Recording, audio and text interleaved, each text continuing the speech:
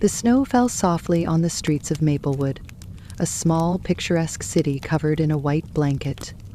Twinkling lights decorated every shop window, and the air was filled with the scent of fresh pine and cinnamon.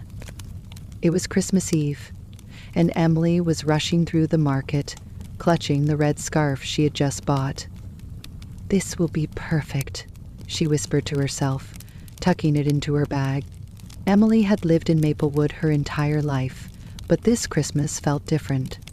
Her best friend, Jake, was coming back after years of working abroad. They had grown up together, skating on the frozen lake, building snow forts, and sharing secrets under the big oak tree in the park. But things changed when Jake moved to Europe for work 5 years ago. They stayed in touch, but it wasn't the same. Emily checked her watch. Jake's train was arriving in 10 minutes. She wrapped her coat tighter and hurried toward the station, the snow crunching under her boots. At the station, the platform was bustling with travelers.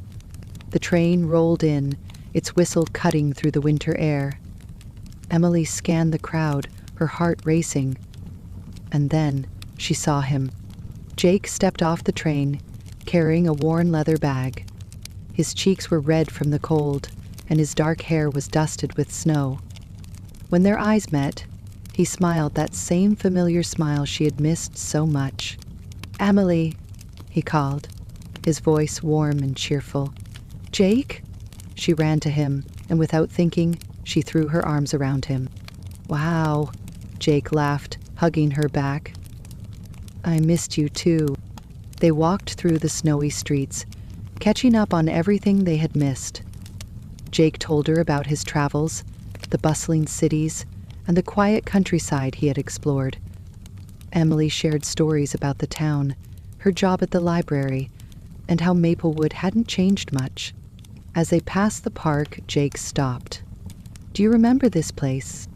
"Of course," Emily said. "This is where we used to sit and plan our big adventures." "And build snowmen," Jake added with a grin. "Let's build one now," Emily suggested. They laughed as they rolled snow into large balls, stacking them to create a snowman. Jake added twigs for arms, while Emily used her scarf to give it some color. When it was finished, they stood back to admire their work. "It's missing something," Jake said, pulling a small red hat from his bag. He placed it on the snowman's head. "Perfect." Emily smiled. "Just like old times." They stood in silence for a moment, the snow falling softly around them. Jake turned to Emily, his expression serious. "Emily," he began, his voice quieter now, "there's something I've wanted to tell you for a long time." Her heart skipped a beat. "What is it?" "I realized something while I was away," he said. "No matter where I went, or how amazing the places were, nothing felt like home. Because home isn't a place, it's a person. And for me, that person is you." Emily's breath caught. "Jake, I love you, Emily," he said, his eyes searching hers. She felt a warmth spread through her, melting away the years of uncertainty. "I love you too," she whispered. Jake smiled, and before either of them could say another word, he leaned in and kissed her. The world around them seemed to disappear, leaving only the falling snow and the glow of the Christmas lights. When they finally pulled apart, Emily laughed softly. "Merry Christmas, Jake." "Merry Christmas, Emmeline," he replied, pulling her close.